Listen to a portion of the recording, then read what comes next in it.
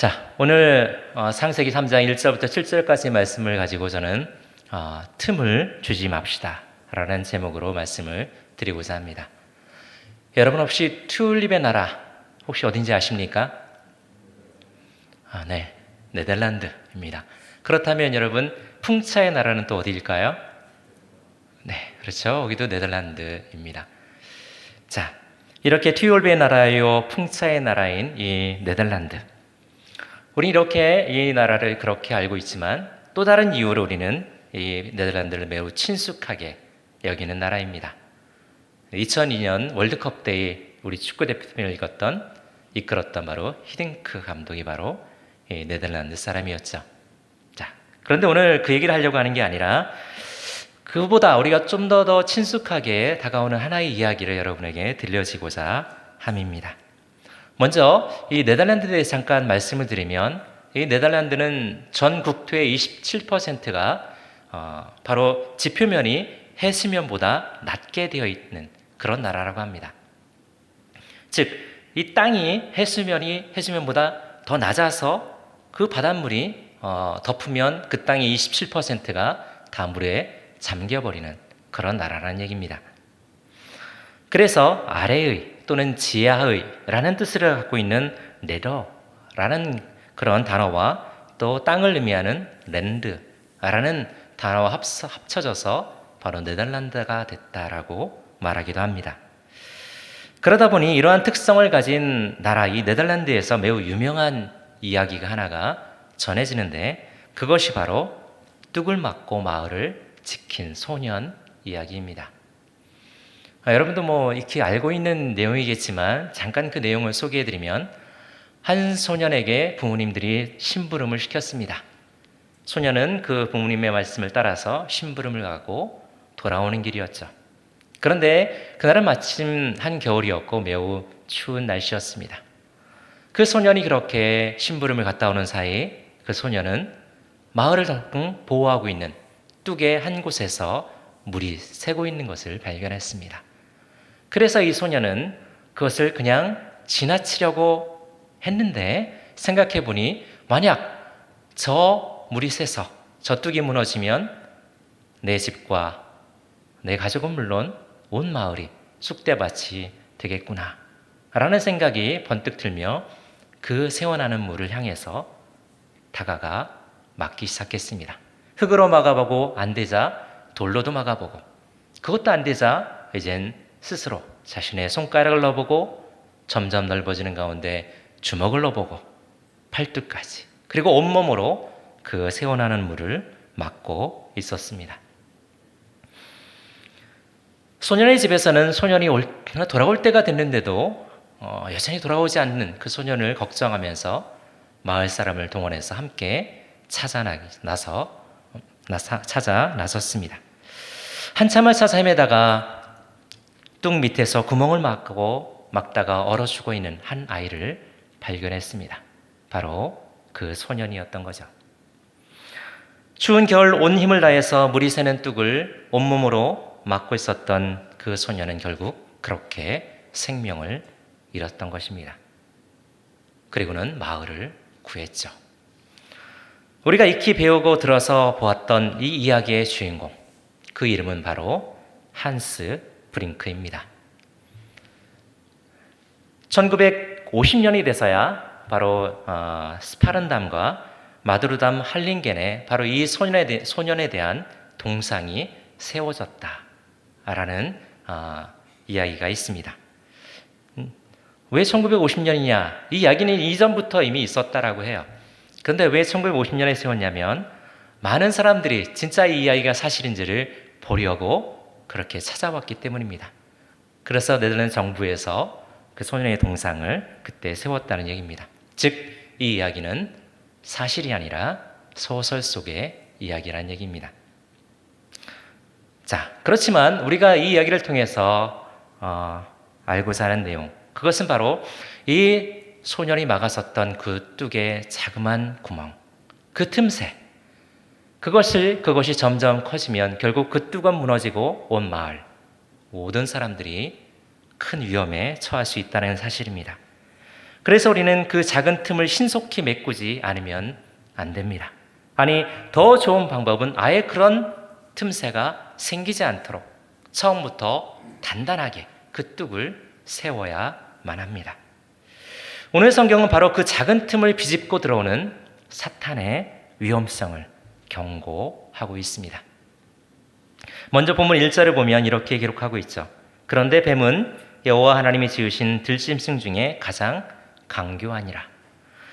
뱀이 여자에게 물어 이르되 하나님이 참으로 너에게 동산 모든 나무의 열매를 먹지 말라 하시더냐? 네, 여기서 우리는 사실 오해하지 말아야 될 단어를 하나 보게 됩니다. 그것은 간교하다라는 단어입니다. 간교라는 말 자체를 놓고 보면 매우 그렇게 좋은 뉘앙스는 아니죠. 네, 거짓되고 또는 속이는 또는 비열한 그런 느낌을 주는 바로 단어가 간교하다입니다. 하지만 사실 이 히브리어 원어 아룸이라는 원어인데요. 이 단어는 그 의미는 잘못 우리가 간교하다라는 의미를 갖고서 생각하는 것과는 전혀 다릅니다. 그 의미는 뭐냐면 슬기로운 자 또는 영리하고 신중하다라는 의미를 갖고 있기 때문입니다. 자, 이 번역이 사실은 맞습니다. 왜냐하면 이 번역이 맞을 수밖에 없는 이유는 하나님께서 창조하신 모든 창조물 가운데 뱀이 있습니까? 없습니까? 있죠. 뱀도 하나의 창조물입니다. 그런데 하나님께서 온 세상을 창조하시고 나서 어떻게 하셨다라고 지금까지 우리가 알고 있습니까? 하나님께서 심히 좋으셨던 창조 세계였다라고 우리는 성경을 통해서 알고 있습니다. 그런데 그 창조물인 가운데 하나인 뱀이 간교했다. 즉 거짓되고 속이고 비열한 존재가 존재했다라고 하면 이건 하나님께서 심히 좋았다라고 말씀하시는 것과 정면으로 배치되는 그런 상황이 되어버리는 것이죠. 그러니 우리가 뱀의 이 간교하다라는 표현을 썼던 이 내용을 우리가 원어적으로 볼 때 그 영리하고 또 슬기롭다라고 이해하는 것이 더 맞다라고 할 수 있습니다. 자, 그런데 왜 오늘 우리 개혁성경에서 보고 있는 개혁개정성경에서 보고 있는 이 성경 속에서는 간교하다라고 적고 있을까요? 슬기롭다 또는 영리하다 또는 신중하다라고 번역하면 우리가 그렇구나라고 좀 더 이해하지 않았을까요? 간교하다라고 적어놓으니 우리가 오해할 수밖에 없는 것입니다. 자, 그 이유는 그렇게 슬기로운 뱀이 하나님께로부터 받은 그 영리함을 사탄과 결탁해서 악용함으로써 사악하고 교활하게 변했기 때문입니다. 이처럼 하나님께서 주신 달란트를 하나님을 위해서가 아니라 자기 자신을 위해서 사용하려는 것은 그것이 아무리 뛰어나고 아무리 훌륭하다 할지라도 하나님은 그것을 악으로 규정하는 것입니다. 그러니 번역가들이 그것을 교만하다라고 번역을 했던 것이죠. 이러한 뱀의 간교함은 사실을 비틀어 왜곡시킴으로 우리의 빈틈을 파고 들려고 한다는 사실을 오늘 말씀은 보여줍니다. 바로 그 간교함으로 뱀이 하와에게 묻는 장면이 그것이죠. 뭐라고 물었습니까? 동산 모든 나무의 열매를 먹지 말라고 하시더냐? 네. 하나님은 아담과 하와를 에덴 동산에 두시면서 2장 16절 17절 말씀에서 이렇게 말씀하셨죠. 동산 각종 나무의 실과는 임의로 먹되 즉 마음대로 먹어도 좋다. 그러나 선악을 알게 하는 나무의 열매는 먹지 마라. 네, 이것이 하나님께서 아담과 하와에게 말씀하신 명령이셨습니다. 단 한 그루의 실과만 먹지 말라고 하셨는데 사탄은 어떻게 하는 겁니까? 모든 나무를 싸잡아서 먹지 말라고 했냐고 이렇게 확대 해석해 버린 것입니다. 여러분, 부정적인 것을 부각시키면 그것이 더 부정적인 영향력으로 나타나게 됩니다. 그리고 사실은 긍정적인 것보다 부정적인 이야기가 어떻게 됩니까? 더 빠르게 그 급속도로 파급되는 경향이 있습니다. 사탄은 그것을 노리고 하나님의 말씀을 왜곡시켜 버린 것입니다. 그래서 우리는 말씀을 읽을 때 자세히 그리고 집중해서 잘 읽어야 합니다. 그렇지 않으면 엉뚱한 말씀으로 오해를 해서 우리가 잘못된 신앙을 가질 위험성이 있습니다. 쉬운 예로 많은 사람들이 성경엔 술을 마시지 말라라는 말이 없다라고 이렇게 강조를 합니다. 왜 그럴까요? 네, 제 개인적인 생각은 그분들은 술을 마시고 싶어서 그런 것 같아요. 자, 그런데 분명 여러분 성경엔 술을 마시지 말라라는 표현은 없습니다. 얼마 전 저하고 같이 식사를 했던 분도 그렇게 얘기하시더라고요.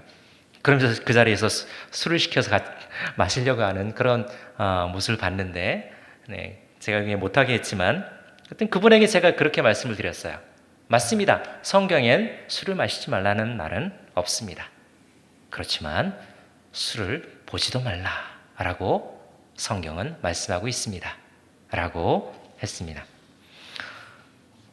사람들은 어떻게 하든 죄의식을 느끼지 않고 술을 마음대로 마시고 싶은 모양입니다. 성경에 기록되어 있으면 좀 마음에 찔리니까 기록되어 있지 않다는 것을 그렇게 강조하는 것 같아요. 하지만 잠언에서 솔로몬은 그렇게 말하죠. 우리 함께 읽어볼까요? 잠언 23장 31절 말씀입니다. 같이 읽겠습니다. 시작.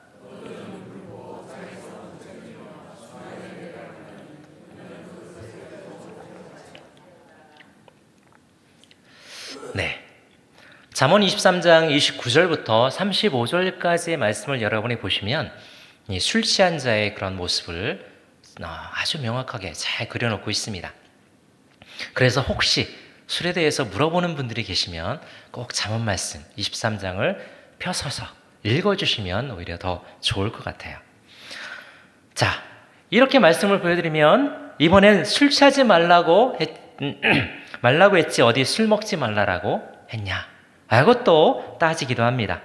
바로 에베소 5장 18절 말씀입니다. 술 취하지 말라 이는 방탕한 것이니 오직 성령으로 충만함을 받으라. 이 에베소 말씀을 들어서 반박을 하는 것이죠. 보지도 말라고 하는 그런 말씀을 들었음에도 불구하고 그 말씀을 애써 무시하고 어떻게 해서든지 먹고야 말리라는 생각이 지배한 궤변을 늘어놓는 것입니다.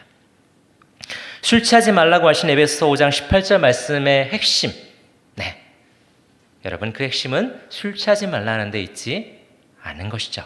거기에 방점이 있는 것이 아니라 후반부인 성령으로 충만함을 받으라 라는 말씀에 방점이 찍혀 있다는 사실, 여러분 잘 아시죠? 그렇습니다. 그리고 아무리 술을 마셔도 취하지 않는다라고 이렇게 자랑하는 분들도 계세요. 여러분 그거 거짓말입니다. 여러분 술 취하신 분들에게 가서 당신 술 취하셨죠? 라고 물어보면 그분들이 뭐라고 대답하실까요? 백의 백은 안 취했습니다 라고 말을 할 것입니다. 술은 마신 만큼 취합니다. 사람은 거짓말을 할지라도 알코올은 거짓말을 하지 않기 때문이죠. 자, 이와 같이 자기중심적으로 성경을 해석하게 만드는 그런 사탄의 계략에 우리는 넘어가서는 안 됩니다. 그것은 망하는 지름길입니다. 오늘 말씀도 그렇습니다. 간음을 범했다거나 또는 살인을 했다거나 그런 것도 아닌데 단지 열매 하나 따먹은 것 가지고 뭐 그렇게 심각하게 죽느니 사느니 그런 얘기를 하느냐라고 쉽게 생각해 버리는 경향이 있습니다. 그러나 그래서는 절대 안 됩니다. 과일 하나 따먹은 거 물론 아무것도 아닌 거 맞습니다. 과수원 주인이 그 과수원을 지키면서 과수원에 그 서리하러 온 사람들에게 엄벌을 처한다고 한들 그 사람을 죽이기까지 하겠습니까? 절대 그렇지 않겠죠. 하지만 선악을 알게 하는 나무의 실과를 먹지 말라고 하신 이 하나님의 말씀은 다릅니다. 그것은 단순한 명령이 아니기 때문입니다. 창조주 하나님과 피조물된 우리 사람들과의 언약이라는 데 그 특별한 의미가 담겨 있기 때문입니다. 이 언약은 누가 주인이고 누가 왕이냐? 라는 것을 명확하게 피조물 된 우리 사람들이 누구를 섬겨야 하는지를 분명하게 해주고 있는 언약인 것입니다. 그래서 우리는 이것을 선악과 언약이라고 했습니다. 따라서 이 언약을 어긴다는 것은 단순한 과일 하나 먹었다가 아니라 내가 하나님을 왕으로 나의 주인으로 모시는 것을 이제는 포기하겠습니다. 라고 선언하는 것과 같은 것입니다. 언약을 파기하는 것이 말입니다. 이처럼 엄청난 의미가 담긴 선악과의 언약의 이 가치를 가장 먼저 깨달은 존재, 여러분 누굴 것 같습니까? 네, 그 존재가 바로 사탄입니다. 그래서 사탄은 최초의 인류인 아담과 하와를 간교한 뱀을 이용해서 유혹을 한 것입니다. 자, 이것에 대해서 하와는 사실 명확하게 답변을 했으면 우리 인류는 아무런 문제가 없었습니다. 우리는 아마 영원토록 주님과 함께 에덴 동산에서 행복하게 살고 있었을 것입니다. 그런데 하와는 그렇지 못했던 것이죠. 우리 2절, 3절 말씀을 같이 한번 읽어보겠습니다. 좀 길지만 같이 읽겠습니다. 2절, 3절 같이 읽어보겠습니다. 시작. 여자가 뱀에게 말하되 동산 나무의 열매를 우리가 먹을 수 있으나 동산 중앙에 있는 나무의 열매는 하나님의 말씀에 너희는 먹지도 말고 만지지도 말라. 너희가 죽을까 하노라 하셨느니라. 아멘. 네. 자, 달라진 그림 찾기를 하듯이 한번 하나님의 명령과 하와의 답변의 차이점을 한번 찾아봅시다. 자, 첫 번째는 만지지도 말라 라는 말이 첨가되어 있다는 사실입니다. 먹지도 말라라고 하나님은 말씀하셨지 만지지도 말라라는 말씀은 하지 않으셨기 때문이죠. 여러분, 이것이 별반 무슨 차이가 있어? 먹지 말라는 것이나 먹으려면 당연히 만져야 되지 않겠어? 그건 당연하게 생각할 수 있는 거 아닐까? 라고 여러분 생각할지 모르지만 말이라는 것, 여러분, 이 말이 첨가되고 부풀려지는 것이 얼마나 무서운가를 우리는 잘 알아야 합니다. 여러분, 처음엔 감기 걸렸네 라고 전달된 말이 돌고 돌다가 어떻게 되는 줄 아십니까? 제 감기에 걸렸다가 죽었대.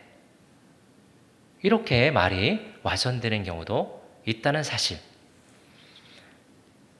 부풀려지고 왜곡된 말만큼 사람을 어렵게 만들고 또 그 신뢰를 떨어뜨린 경우는 없습니다. 잘 모르겠으면 모르겠다라고 말하면 그것이 정답인 것입니다.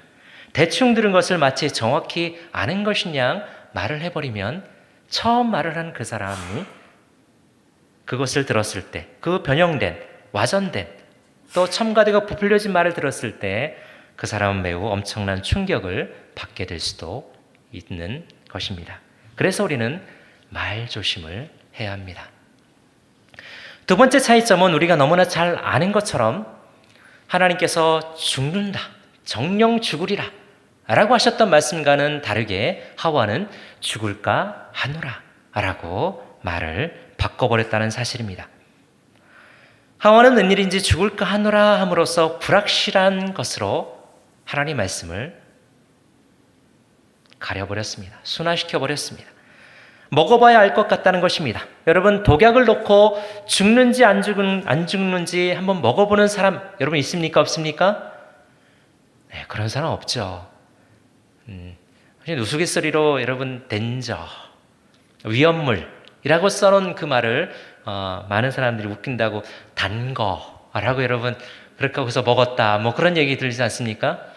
네, 물론 그걸 실제로 그런 단 거라고 읽고 그것을 먹거나 마시는 사람이 있다라면 그럴 수 있을지 모르겠습니다. 그런데 덴저, 위험합니다. 건드지 마세요. 마시지 마세요. 라고 한 것을 알고도 먹고 마시는 사람은 없을 것입니다. 네. 그런데 하와는 죽을 것 같지 않았던지 하나님 말씀의 불신앙적인 모습을 오늘 성경에서 보여주고 있습니다. 자, 그런데 여러분, 그렇게 하나님 말씀에 떠난 자리에 그 자리엔 누가 들어온지 아십니까? 네, 그 자리엔 사탄이 들어옵니다. 우리가 하나님 말씀을 왜곡시키고 하나님 말씀에 떠난 그 순간 그 자리에 사탄이 들어오는 것입니다. 그것을 놓칠 사탄이 아닙니다. 이어지는 4절 말씀에 사탄의 말이 얼마나 빨랐을까를 한번 상상해 보시기 바랍니다. 하와의 말을 들은 사탄은 아마 빛의 속도로 4절을 이야기했을 것이라고 저는 생각합니다. 왜냐하면 틈을 보였기 때문입니다. 죽는다 하신 하나님 말씀 대신 죽을까 하노라 하는 그 하와의 생각이 들어간 순간, 그 틈이 보인 순간 뱀은 빛의 속도로 그 틈바구니로 비집고 들어갔다는 사실입니다.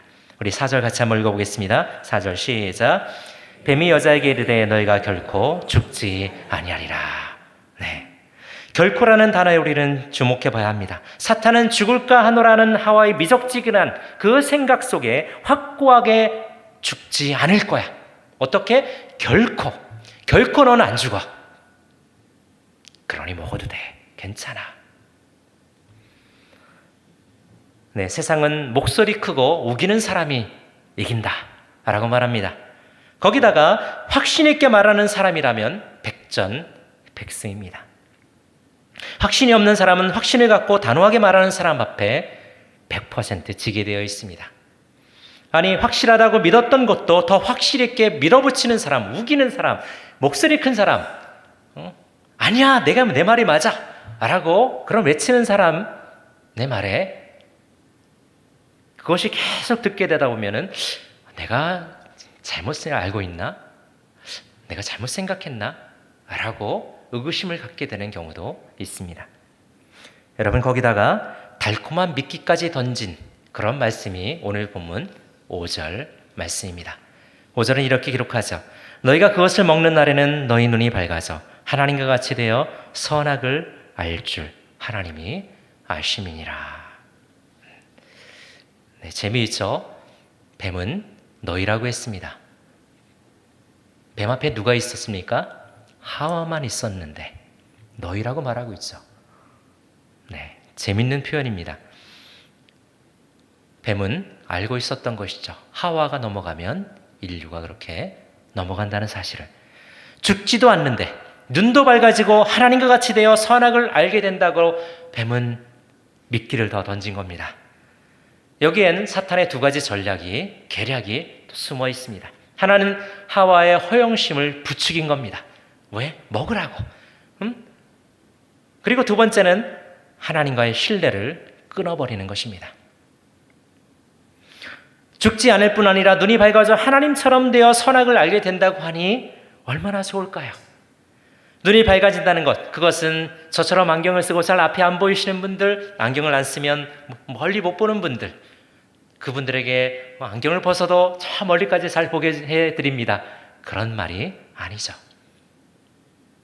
오히려 소경의 눈을 뜨게 되는 것 같이, 또 하나님만이 알 수 있는 이치를 깨닫게 되는 것 같이, 그런 놀라운 것들을 보게 된다, 알게 된다 라는 것이 바로 눈이 밝아진다는 의미일 것입니다.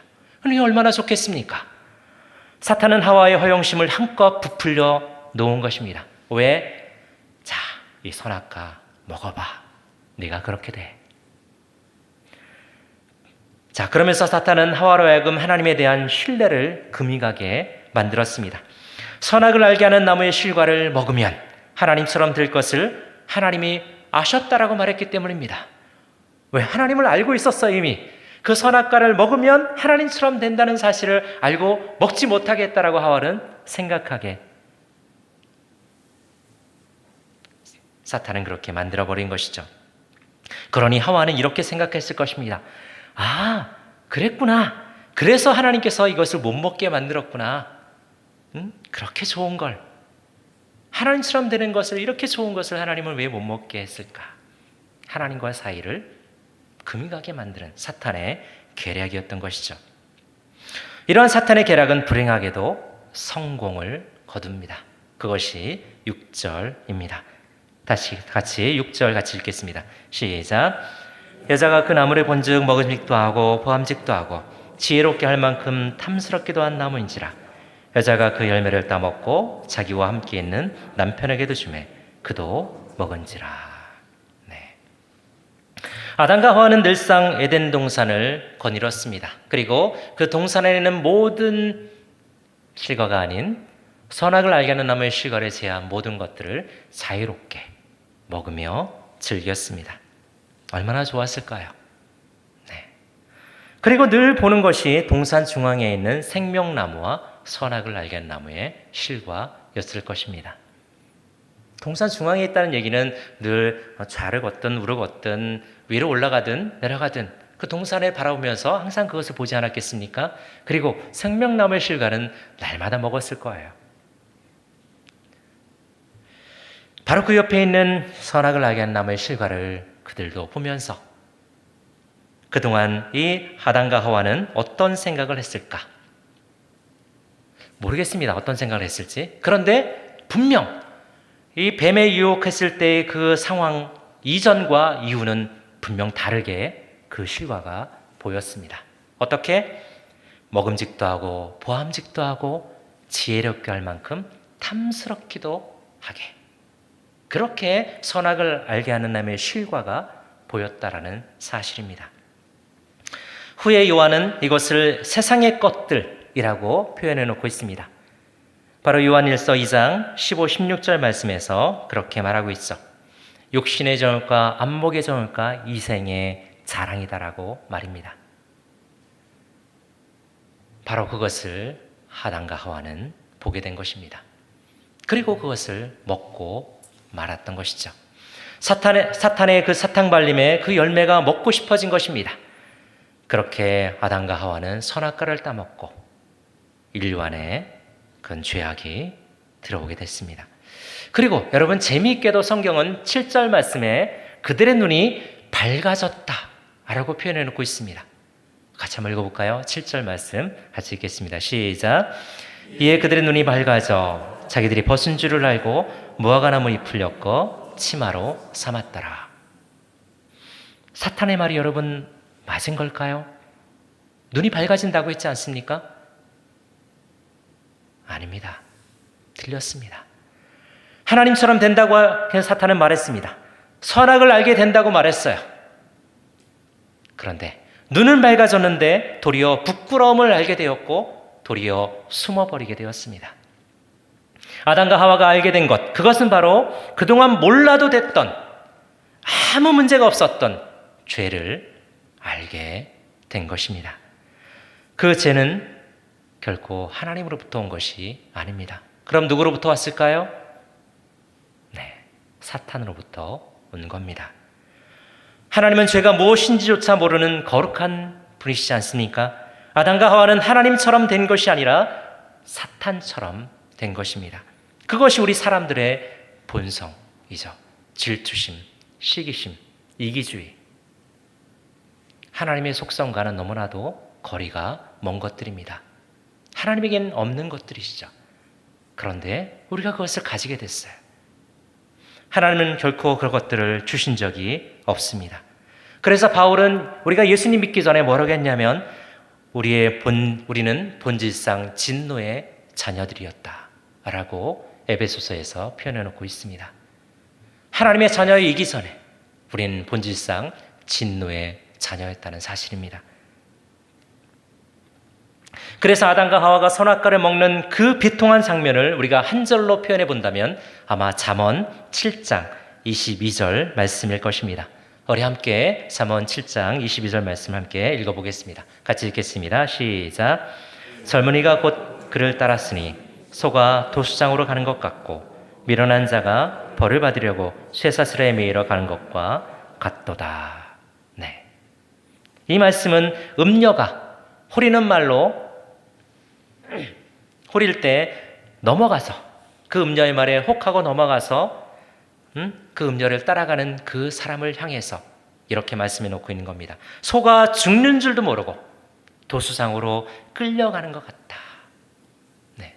음녀의 말에 넘어가서 그렇게 음녀를 따라가는 그 인생을 그렇게 표현해 놓고 있습니다. 또 미련한 자가 벌을 받으려고 쇠사슬에 매이러 가는 것과 같다. 매이러 가는 거예요.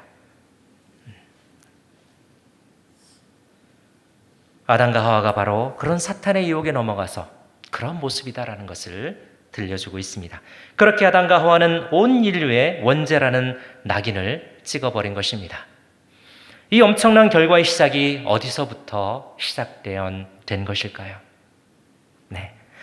뚝이 작은 구멍에 의해서 무너져 내리듯이 죽는다 하신 하나님의 말씀 대신 죽을까 하노라 한 자기 생각의 그 자그만 틈이 결국은 온 인류에게 죄의 낙인을 찍어버렸다는 사실입니다. 여러분, 이것은 지금을 사는 우리 모두에게도 똑같이 적용되는 말씀입니다. 왜냐하면 여전히 사탄은 우는 사자와 같이 두루다니면서 삼킬 자를 찾고 있기 때문입니다. 뱀을 유혹해서 하와를 유혹했던 것처럼, 뱀을 이용해서 하와를 유혹했던 것처럼 사탄은 여전히 지금도 우리를 미혹하기 위해서 찾고 돌아다니고 있기 때문에 우리는 우리에게 자그만 그런 틈새는 없는지, 우리에게 그런 사탄이 유혹할 만한, 들어올 만한 그런 틈새는 없는지 우리는 우리 자신을 살펴보아야 하는 것입니다. 당연히 사탄은 틈탈, 그런 틈을 우리의 그런 삶을 통해서 찾고 있습니다. 우리는 그 틈을 보이지 않게 해서 최선을 다해야 합니다. 사탄은 큰일이 아닌 과일 하나 먹는 선악을 알게 나무를 먹게 한 것처럼 그 과일 하나 먹는 것 같은 그런 문제로도 얼마든지 우리를 넘어뜨릴 수가 있습니다. 여러분, 저희 교육자들은 토요일마다 점심에 같이 식사를 합니다. 네. 그런데 여러분, 그 시간에 제일 힘든 게 뭔지 아십니까? 메뉴 고르는 겁니다. 어떤 것을 먹어야 할까? 왜냐하면 각기 성향이 다 다르지 않습니까? 누구는 중국 음식을 좋아할 수 있고, 어떤 분은 한식을 좋아할 수 있고, 어떤 분은 또 뷔페를 좋아할 수도 있고, 각각 다 다른 그런 생각들이 있습니다. 그런데 매주마다 이렇게 그것을 결정해가면서 우리는 어떤 것을 먹어야 할지 결정을 하고 갑니다. 또는 그렇게 시켜 먹기도 하죠.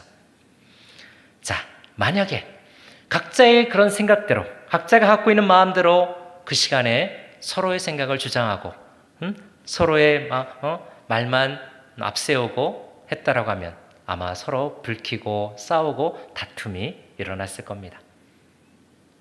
그러나 저희는 여전히 잘 먹고 잘 지내고 있습니다. 바로 우리가 사탄에게 틈을 주지 않는 것, 그것은 단순한 그 먹고 마시는 문제부터 시작해서 우리의 삶 속에서 너무나 많은 문제들 가운데서 우리는 그 틈을 보일 수 있습니다. 그때마다 우리는 그 틈을 내어주지 않기 위해서 최선을 다해 하나님 앞에 내 마음을, 내 감정을 우리는 내려놓아야 합니다. 우리는 너무나도 쉽게 토라지고, 우리는 너무나도 쉽게 분노하고, 우리는 너무나도 쉽게 시기심을 갖고, 너무나도 쉽게 우리는 화를 내기 때문입니다. 그런 우리의 연약함을 우리는 하나님께 맡기고, 나는 죽었습니다. 내가 예수님 믿을 때 이미 예수님의 그 십자가에 내가 죽었습니다. 그러니 나의 삶은 주님 것입니다. 주님이 나를 대신 살아주십시오. 내가 지금 화를 내는 것, 그것은 내 옛사람이 살아있기 때문이 아니겠습니까? 주님, 제발 내 옛사람을 죽여주시고 내가 주님을 위해 살게 도와주십시오. 라고 우리는 하나님 앞에 내 자신을 내려놓아야 합니다. 그래야지 우리는 사탄에게 틈을 주지 않게 될 것입니다. 하나님께서 원하시는 삶, 예수 그리스도를 닮아가는 삶, 성령 충만한 삶, 그것은 다른 것이 아닙니다. 그런 작은 틈새를 하나님께 맡기는 것, 하나님께 의지하는 것, 하나님 말씀에 순종하는 것, 그것이 우리의 작은 틈새를 막아서 사탄이 우리에게 틈타지 못하도록 하는 것, 그것이 바로 성령 충만이요, 그것이 바로 주님을 위해 살아가는 삶이요, 그것이 바로 하나님 말씀대로 살아가는 우리의 삶이라 믿습니다. 우리는 제2의 아담인 예수님을 따라 살아가야 합니다. 제1의 아담인 오늘 창세기에서 보고 있는 이 아담을 우리가 따라서는 절대 안 됩니다. 우리 옛사람은 제1의 아담이었습니다. 그러나 예수 그리스도를 믿음을 통해서 우리는 제2의 아담이신 예수 그리스도를 닮아가는 그런 작은 제자들이 되었습니다. 그러니 우리는 당연히 예수 그리스도를 쫓고 예수님을 의지하고 예수님을 닮아가는 저희가 되어야 하는 것이죠. 그런 인생, 그런 삶, 그런 멋진 여러분들 모두가 되시기를 예수 그리스도의 간절히 축원을 드립니다.